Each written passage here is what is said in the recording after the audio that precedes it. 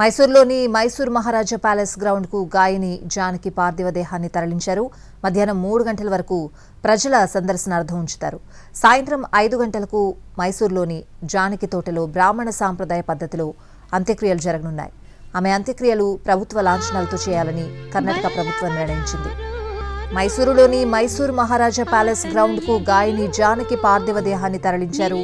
మధ్యాహ్నం 3 గంటల వరకు ప్రజల సందర్శనార్థం ఉంచుతారు. సాయంత్రం 5 గంటలకు మైసూర్లోని జానకి తోటలో బ్రాహ్మణ సాంప్రదాయ పద్ధతిలో అంత్యక్రియలు జరగనున్నాయి. ఆమె అంత్యక్రియలు ప్రభుత్వ లాంఛనాలతో చేయాలని కర్ణాటక ప్రభుత్వం నిర్ణయించింది. మైసూరులోని మైసూర్ మహారాజా ప్యాలెస్ గ్రౌండ్కు గాయని జానకి పార్థివ దేహాన్ని తరలించారు.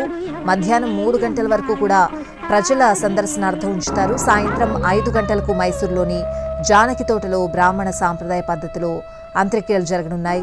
పూర్తి అప్డేట్స్ అడిగి తెలుసుకుందాం. మా special correspondent Dinakar phone line లో ఉన్నారు. దినకర్, అందుతున్నటువంటి సమాచారం ప్రకారం నిన్న సాయంత్రం కార్డియాక్ అరెస్ట్ తో అనారోగ్యం పాలై ఆ తర్వాత ఆసుపత్రిలో మరణించినటువంటి ఎస్ జానకి అంత్యక్రియలు మాత్రం కర్ణాటక ప్రభుత్వం పూర్తి స్థాయిలో ప్రభుత్వ పర లాంఛనాలతో పూర్తి చేయాలని చెప్పి అధికారులను ఆదేశించడంతో వారు పనుల్లో నిమగ్నమైనట్టుగా మనకు అందుతున్నటువంటి సమాచారం. ఎందుకంటే ఆమె గత 2 దశాబ్దాలుగా మైసూర్లోనే సెటిల్ అయ్యారు. మైసూర్లోనే తన అంత్యక్రియలు తన ఫామ్ హౌస్ లో నిర్వహించాలని చెప్పి ఎస్ జానకి అప్పటికే తన కుటుంబ సభ్యులకు చెప్పుకున్న నేపథ్యంలో వారి అంత్యక్రియలు కూడా మైసూర్లోనే సిటీకి 16 కిలోమీటర్ల దూరంలో ఉన్నటువంటి వారి ఫామ్ హౌస్ లో చేయడానికి అన్ని ఏర్పాట్లు జరుగుతున్నాయి. సాయంత్రం 5 గంటల ప్రాంతంలో ఈ యొక్క అంత్యక్రియలు కార్యక్రమాలు ప్రారంభమవుతాయి. అయితే ఆమె కుమారుడు మురళి ఆయన జనవరిలో చనిపోవడంతో బ్రాహ్మణ సాంప్రదాయ పద్ధతిలో కూడా నిర్వహించాలని చెప్పి నిర్ణయం తీసుకున్నారు. అయితే దహన క్రియలకు సంబంధించిన క్రియల్లో ఎవరు పాల్గొన్నారన్న దానిపైన కుటుంబ సభ్యుల చర్చ జరిగింది. జానకి మనవరాలు అప్సరా అని ఉన్నారు. అప్సరాతో దహన క్రియలకు సంబంధించిన ప్రక్రియ అంతా పూర్తి చేయించాలని చెప్పి నిర్ణయం తీసుకున్నారు.